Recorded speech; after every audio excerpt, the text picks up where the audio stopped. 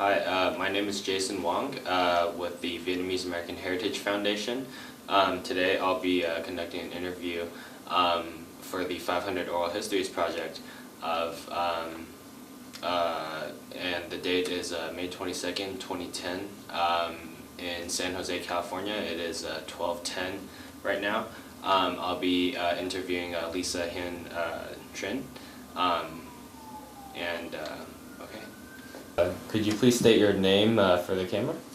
Yes, my name is Lisa Diệu Hiền Trịnh. Okay, and where were you born? I was born in South Vietnam.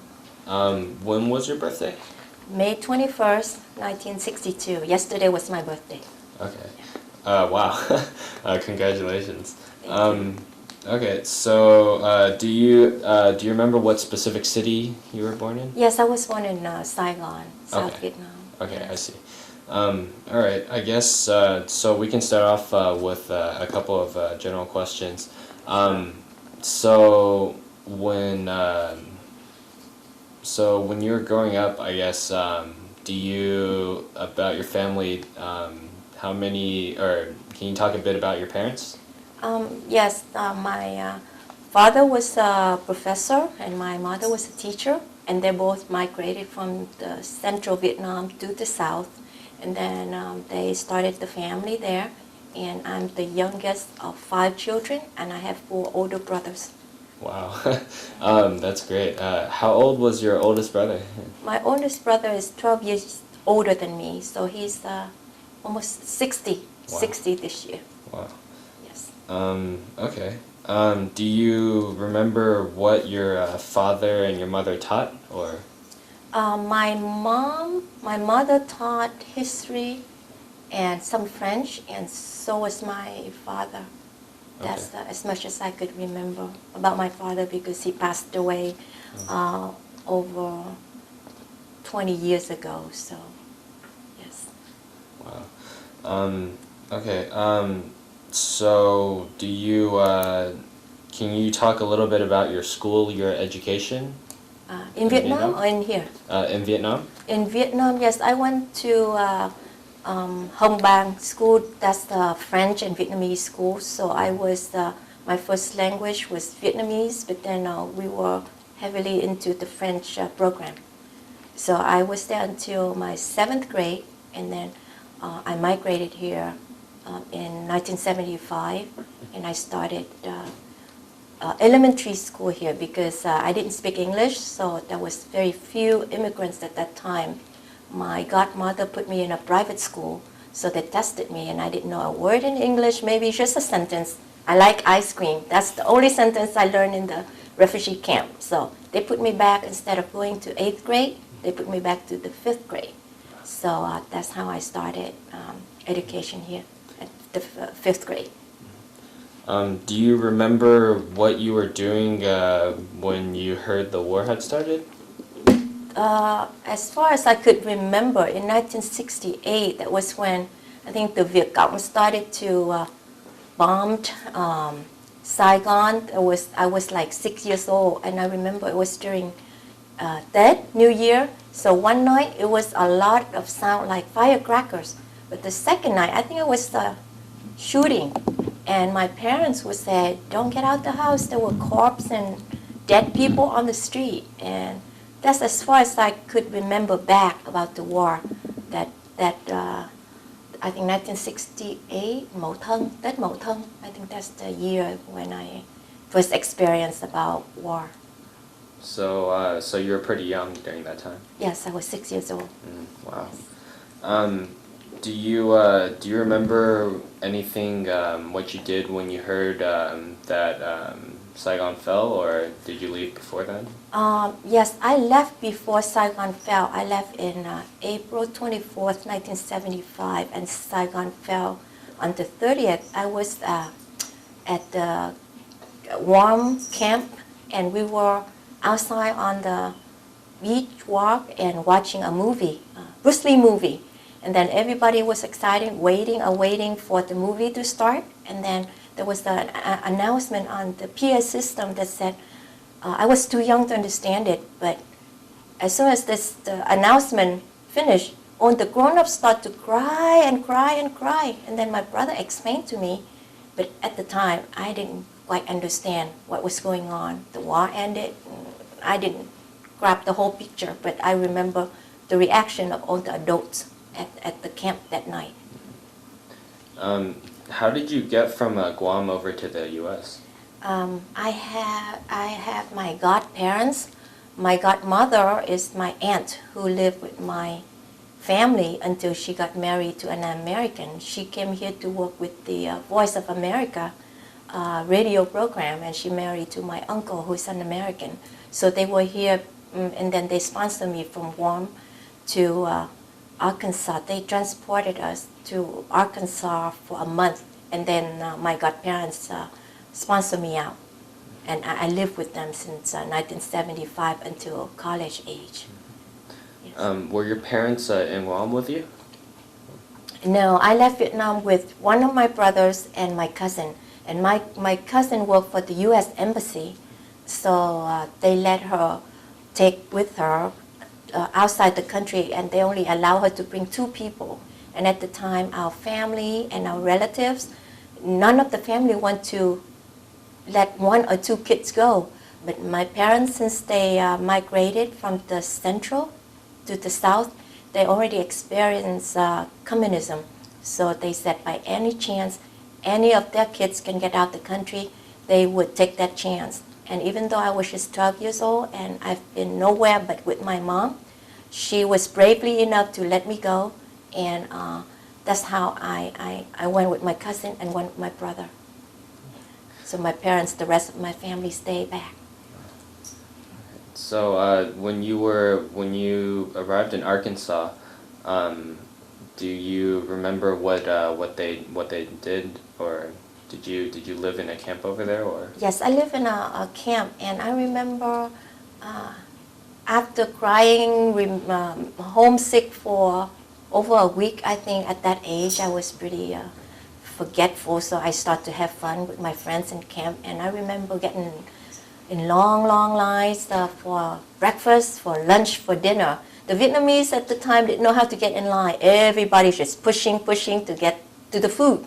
And then the soldiers start to make a rules. If we don't get in line, we won't get the food. So I remember most of the day I just spent outside, get in front of the cafeteria, get in line, because the line for lunch and dinner and breakfast were always so long.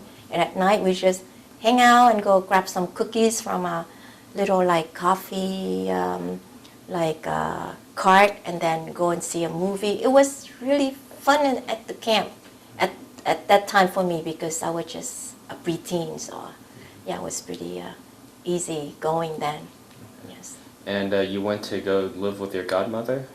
Yes, from there I went to live with my godparents in Washington, D.C. Yes. So your godmother, she worked with a TV station, or the Yes, radio station? no. After 1975, because Vietnam fell, so the Voice of America program, I think, terminated then. So she worked other jobs, real estate and something like that. And my godfather, who's an American, he worked in Capitol Hill, so he was able to take care of the whole family. And my godmother just worked for fun then. Yeah. Do you remember what your godfather did? He was a wonderful man, and he took me in and he raised me more than I didn't expect. I mean, normally Vietnamese father, we don't have a very close relationship, but with my godfather, he was so close. He's such a wonderful man that I have my son later. I named my son after my godfather, whose name is Joseph. So my son now is Joey. Joseph, short for Joey, short for Joseph. So you really love them? Oh yeah, I love my godparents. They meant the whole world to me, and they brought me up, they raised me up in this country, and I'm so glad that I had the chance to combine the best of both culture, the Western and the Eastern. Yeah, so I consider myself the 1.5 Vietnamese American generation. Were you still able to talk to your parents at the time? No, I think for 3 years or maybe a little bit longer than that, we had no communication back to Vietnam. And until maybe, if I remember it right, 3 years, then we start writing. We were able to send letter back and forth. Yes. So did your godparents, did they send you to an American school?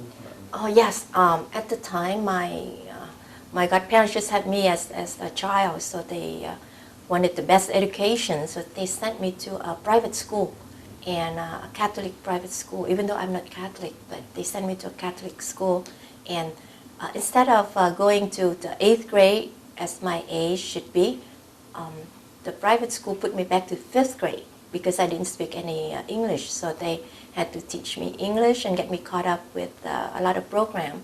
So after 5th grade, I skipped the 6th grade. I went to 7th grade. After 7th grade, I skipped the 8th grade and went to 9th grade. And from then on, pretty much get caught up with my school up to my age. So from then on, I just go to school regularly. No more skipping class. Grades. No more skipping grades, not class. Yeah. Do you remember any of the things that you did in American high school? Oh yes. Most of my memory probably in dancing. I have a passion in dancing, and in Vietnam, there was not much of dancing school or dancing encouragement. So in America, this is a chance that I can develop my skill, my passion. Not skill yet. I haven't had any proper training yet. But in high school, that's when I started to take dance class, and I could remember vividly. I joined so many cultural shows. Any show that had anything with dancing, it doesn't matter if it's American dancing, Filipino dancing, Chinese dancing, Mexican dancing, anywhere that has dancing and they need a performer, I'll be there. So that's my most memorable that I can remember. How did you feel being with some of the other American children? Did you ever find any other Vietnamese? Not at the time. I didn't have a lot of Vietnamese friends. Over there, back east at the period where I was growing up in high school, is like between 75 to 80, 81, a lot of, no Vietnamese. So I was among many different races. And at that age, I was so innocent, I did not feel the difference between black friend or white friend, Caucasian friend, or Chinese or Filipinos. They were just people, just friends. So I didn't feel the difference. So were they in the same dance clubs as you? Yes, most of my friends had the same interest. That's how we became good friends, because we do a lot of dancing and a lot of activities together. So, yeah. How did you figure out where you wanted to go to college? Well, I was maybe a tiny bit rebellious. I didn't like to be tied down at home. I want to go elsewhere and experience the world and want to be a little bit away from the parents, just like any kids at 18, 19 want to do. So I decided, my brother at the time lived in California. So I told my godparents, I want to go to an art school in New York. But my parents said, New York is a difficult place for a young girl to be alone. So if you want to experience and go away from home, why don't you go to California and stay with your brother and go to an art school there? So that's what I talked to my brother, and he was working at the time, and he said no problem, and I just flew over for my college since 1981. Yes. Did your parents encourage you to do well in school? Oh, most definitely. My parents both are teacher, so they have trained us, and at the time, in my head, going to school is like my job. It's not like an option. Do you want to go to college or not? It's just like I just have to do it. I mean, there's no question, no option, nothing. So I just knew I had to go to college. So which college did you end up going to? I went to Dienza, and because I danced so much, I didn't graduate. I did not transfer until 3 years later. Normally people take 2 years to stay in community college before they transfer. So it took me 3 years to transfer to Cal State Hayward, where I majored in computer science. like the rest of my friends at the time. Everybody major in electronic engineering or computer science. So I did the same thing. I major in computer science, but my heart always with the arts, either visual arts, performing arts, or something to do with the arts. And because I didn't have anyone support me at the time, my brother went back to school again to get his 4-year degree with me. So both of us were in school. So we were on our own. We don't have any parents, any kind of support to do or to major what we like. My family is very much into the arts, but we had to major in some major that will give us a decent career when we graduate. So listen to my friends. I majored in computer science, but my heart is with the arts. So did you feel pressured to major in CS or? No, I did try to major in arts the first year, but then I didn't have any. I was majoring in commercial arts as my first major that I declared, but because I didn't have any money to buy paint or art supplies, or I was kind of pressured by cousins and friends who said, if you major in arts when you graduate, all you got is like bread and wine. Expression they said for being poor. And then I was talked into major into computer science because it was the biggest thing at the time, so I did. Did you continue to, I guess, follow your love for dancing during this time? Oh yes, there was one time when toward the end of the semester, 2/3 way into the semester, and I took a geometry class or calculus, I don't quite remember, maybe geometry. And then we had to start practice a lot to prepare for the show at the end of the semester. It's a dance class in college. So I would drop the math class, so I have enough time to go practice dancing. So I had to repeat the whole class in summer school. So I wasted like 2/3 of the semester in math class, but with no second thought, I dropped it, and I just devoted all my time the last few weeks of the semester just to make that show look right. Did you get involved in the VSA, or how was that? Yes, I was in the VSO all the time that I was in school. I'm a very active person. And with VSA, that's when I first have a lot of Vietnamese friends. That's when college age, that's when I get to know a lot more Vietnamese. Whereas when in my high school year, I didn't have a lot of activity with the Vietnamese friends. Okay.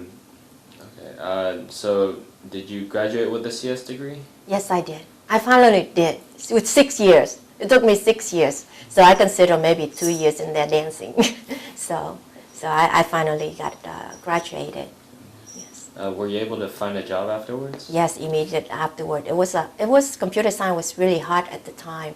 I was talked into accepting a job. It's not like I have to interview for several different company. They talked me into it, and it was a company that doing subcontract for NASA Ames Research Center, and I end up there. I end up working for NASA for 17 years before I get laid off when the whole Silicon Valley started to fall apart. What year did you get your degree? I got my BS degree in 1987. Wow, so that was quite a good period. Yeah, 20-some years ago. I stopped counting the years. It gotten to be too much. While you were working with NASA, did you continue to follow dance, or? Yes, I did, because computer science is not my thing to do. It's just something to make money, and making money. I never regret major in computer science. I make good money at the time and give me a comfortable life, and I've always thankful for the opportunity to have that education. However, on the side, this is my passion, and I formed a dance group after teaching so many years to the VSA, Vietnamese Student Association, from all the colleges and university around the Bay Area.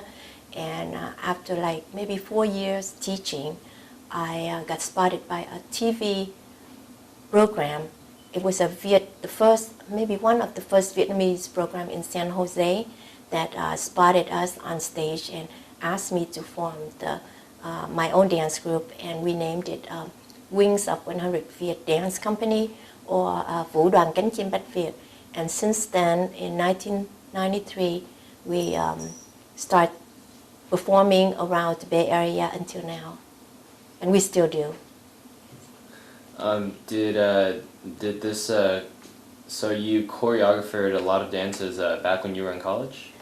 In college at the time, before I had my own dance group, I was in several performing arts group, Vietnamese performing arts group, and I've learned Vietnamese control dance from a dance master, and at the time it was Vũ đoàn Thanh Xuân.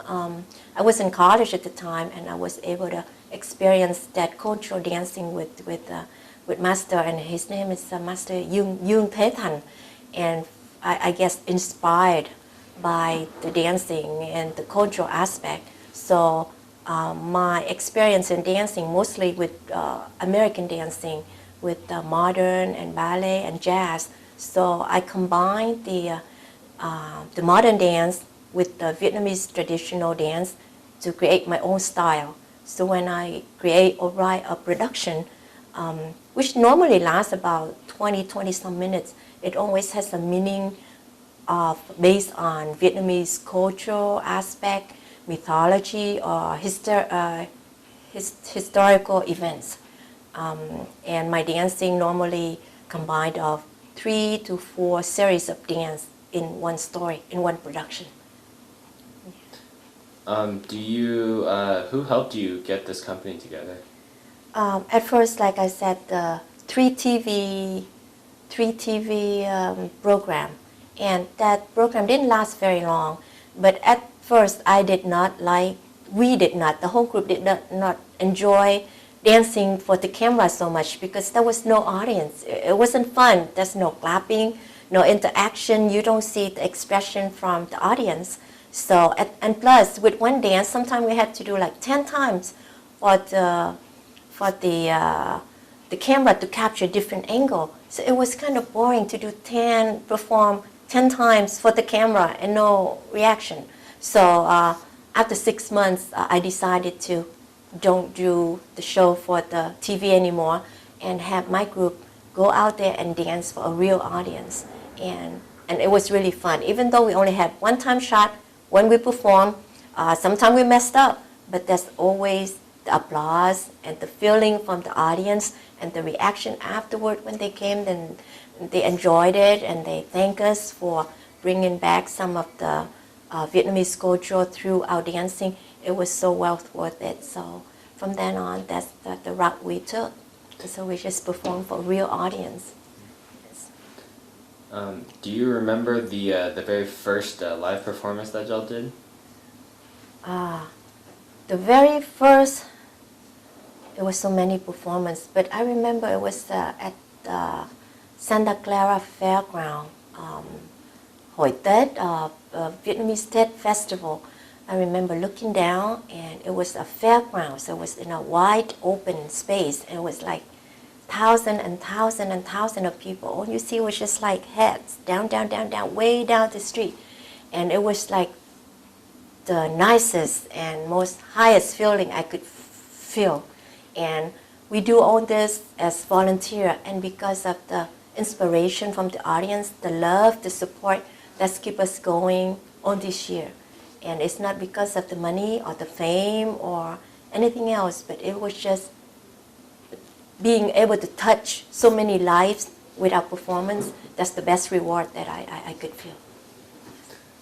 Did anybody ever talk to you about, tell you about how they felt because of the performances? Oh yes, I've received many comments, especially from the older generation.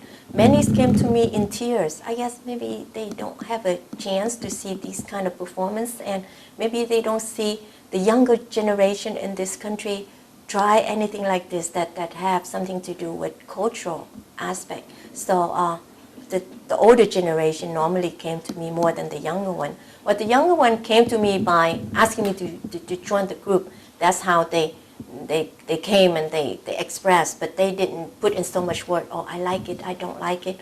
But they always, oh, that's cool, can I join you, and so on. So that's how we recruit people to our live performance, and they came and approached us and want to be with us. So you did all of this while working for NASA? Yes, yeah, that's my side project. So after work, yeah, that's why I stayed with NASA so long, because during the time the Silicon Valley was really hot with software company and so on. Many of my friends go from company to get much higher salary and much more challenging job. Whereas I just stay in NASA, just do what I do best and don't care much about the salary, so I can have the energy and the time to get more involved with my dance group. As if I go outside and try to make more money, then I wouldn't have the time or the energy to focus on my dance group. How did you meet your husband? Well, we were single, so we mingle at parties, and we met. And that was one of my, he is one of my best supporter. There were a year when we were bombarded with so many different things going on in the family that I said, oh, I need to take a break from my dance group. But he said, no, by any chance, you have to keep going. If you take a break, then all your student is not going to come back when you decide to come back, and then you lost the momentum, and no one in the community would want to do this thing but you, so you just have to keep on going. And he supported me. Normally, with the Vietnamese husband, it's hard for a Vietnamese woman to be active in society because I guess this is part of the traditional Oriental. The women stay home more and take care of family and all that. Well, I master all that. I take care of the family, but then in addition, I'm able to do the work for the community, and my husband understands that.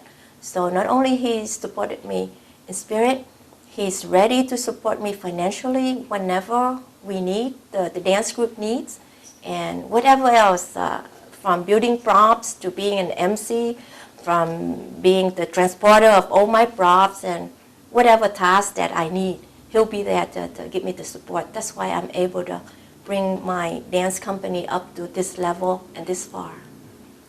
How have you been able to tie it in with the younger generation? I think like them, and I try to absorb their feeling and see how they like it and don't like it. I take it under consideration and choreograph my dance accordingly. Not only I have to keep it on a traditional aspect, but I have to keep it excited enough for the younger generation to continue. Because kids nowadays, if you ask them, oh, you want to dance a dance group? They would ask, can we do hip hops? Can we do R&B on that new latest thing?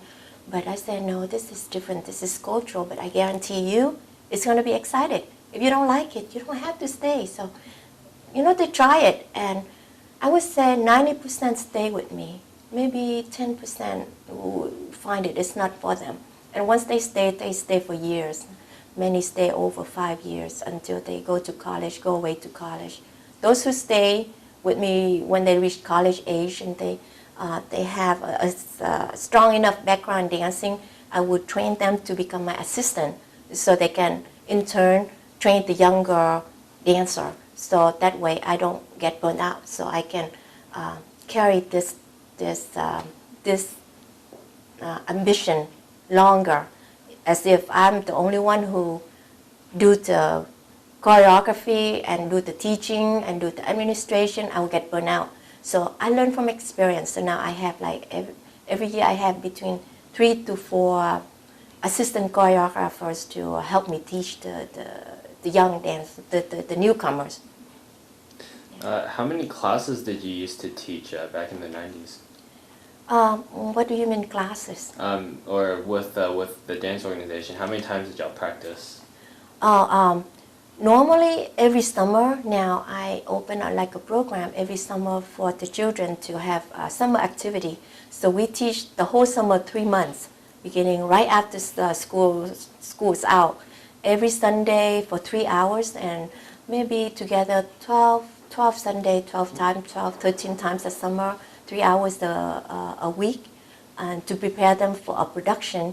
And every fall we will have a new production that we perform, and we perform throughout the year until next summer, and then we'll do the new production. So that's how it goes every year. Have any of your former students come back from college and told you how it's affected their lives?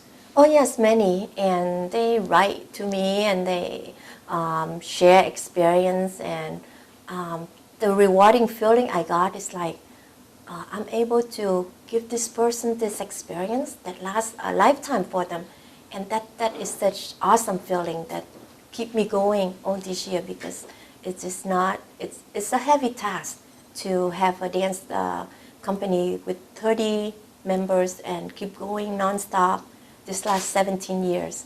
And without the love and the rewarding I feel from the audience, from my dancer, from their family, the parents appreciate having a place that their children can learn the cultural aspect of Vietnam, can keep physically fit, and in an environment very homey, very family oriented. And I've seen all that, and that's all I need. I don't need money to make me run this program. Well, I do need some basic money to rent studio and buy costume, but other than that, I don't need to make money as if it's a business to do this. On the love and the support, and I've seen coming back to me, that's the reward that's enough for me. So it's for the community. Yes. Did you still have that same feeling immediately after you got laid off, or? After I get laid off, what feeling? You mean for the dancing? I guess in the times that right after you got laid off, did you consider going full time into teaching dance? I know darn well I cannot make it financially make it if I go teaching full time, because I did not major in dancing. Even though I have several teachers while I was in college, in high school, together I would say I had more than 12 instructors that I've learned from different dancing techniques. And it's a huge number of instructors to learn from, but I did not have a degree, so I did not think of going teaching full time. So I guess what sort of made you take a look at that? Consider I guess the fine arts as a career. Well, I consider it career, but if you said to make a career, to make a living, no, it's not.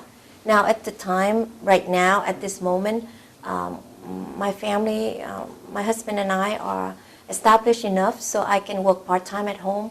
I love teaching, so now I have a preschool that I run at home, and I teach younger children at home. So I can be at home, take care of my mom. I have an 87 years old mom who's very forgetful now. She's like my big kid now. So I get to stay home with my mom, work part-time, and run my dance group more efficiently now. So, but consider performing arts as a full-time that bring in the income. It's never appear in my mind. I know that I would not make enough doing that. So I chose to do it as my volunteer career. Yes. Did your mom know about all of your dancing in college? Yes, she knew, and she always encouraged me, because I came from a very artistic family. Even though during my parents' generation, they were not encouraged to do a lot of arts, but my mom was able to learn music, and so was my father. They were both able to learn music. As little as they were exposed to music, they loved music, and that genes, I think, passed down to all of the children, including me, of course. Yeah, so she always encouraged me to follow your heart and dance the heck out of my heart desire. So. Did you ever have any of your own children? Yes, I have a 15, almost 16-year-old boy. And I wish I can influence him on performing arts and doing my own group, but my own dance group. But unfortunately, somehow with his generation, I think they are more into computer and more high-tech now. And I was able to teach 30 girls and make them listen to me like a super mom. But with my son, unfortunately, no, I was not able to get him to participate in my dance group. Maybe too many girls and scare him off. Yeah. Have you ever had any interest from any of the other boys who wish to, I guess, continue with Vietnamese culture? To join the dance group? Mm-hmm. Of course, yes. Especially this year, I'm going to write a production that has a dance that have to do with warrior, hunter, and a dragon dance. So I wish more boys come in. But with boys, sometimes it's hard to make them practice 3 hours a week and commit it and be serious about it. They may join because there are girls in there and it's more fun, but they probably won't be committed. So maybe this year I will get a few boys, and if they don't commit the whole time, then I always have my girls to back up. I always have plan B, just in case some of the dancer doesn't make it throughout the whole year. I always have plan B, backup dancer to jump in. So maybe more boys this year. Yes. Where do you hope to see your school in 5 years and 10 years? My school? You mean my preschool or my or just dance? the dance program? Oh, in 10 years, I'm not sure if I can still dance in 10 years. I may look the way I look now, but I can feel, as old age. I'm not old yet, but as I get older, the dancing and the teaching take a big toll on the body. So this year I had more assistant. I'm training the younger generation to think and more into the traditional way so they can continue to help me carry this task longer. In 10 years, I'm hoping if I can make it and make my dance group to be 30 years old, I'll celebrate it really big. But right now I will get back into the shadow a little bit more with more administrative stuff for my dance group and let the teaching to be assigned to the younger choreographer. But then I don't always have good choreographer each year. It depends on who's in the group and who's available. So there's some year where I have to teach most of the dancing. Some year I have a lot of help. So it's all depend on each year by year. Do you think that the students really like being able to understand the culture? Oh yes, they appreciate it. Even though sometimes they're unable to express it, but sometimes when they go home and they talk to their parents and the parents surprised, you really learned that from the dance group? And yet the parents surprised and they enjoy it. And I always tell them, why you dance it this way? Why you wear áo dài, long dress, and you're not supposed to do a split like American dancing or jump off the air? That's not not Vietnamese thing to do for a dance, culture dance. So I explain each costume you wear, each breath you do, each dancing you do, there's a meaning behind it and why the movement is like that. It's not just entertainment, just go off and dance and have fun, which is fun. But my purpose for the dance company is there's always a story behind it to inspire the younger generation to remember the roots, where we came from, and the culture. Okay. I think we're getting close to wrapping up, but is there anything else which you might like to say to the younger generation, to anybody? Well, I'm so glad to have this opportunity to grow up in this country. I love my country a lot. That's why I devote most of my spare time to do this dance company, dedicating it to my birth country. However, I have a great appreciation for the United States, for this country, who given me all the opportunity to develop the passion that I've always had since I was a kid, and able to give me the opportunity to expand it and share it with so many people. And I'm thankful to the community to open arms to us, to my dance group. And more than that, this last few years, the dance company was able to go mainstream. I take them outside, beside Vietnamese community, and not too much to my surprise, we were welcomed so warmly. And in the future, you will start to see some color dancer, black, white, blue, gray, yellow.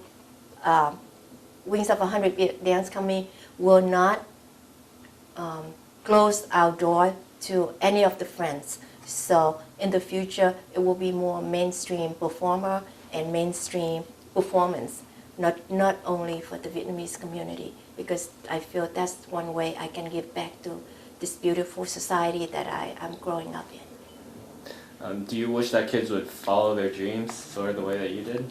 Oh, most definitely. Follow your dream, follow your dream. And even though it will be a lot of challenge, of course, anything will have challenge, but just overcome it. Because if you can overcome it in this country, there's nowhere else that you will be able to do it. So if anybody have the opportunity to be in this country and have the freedom in this country, then just do your best to overcome any challenge. Yes. Okay, I think that wraps it up pretty good. All right, thank you very much. Thank you.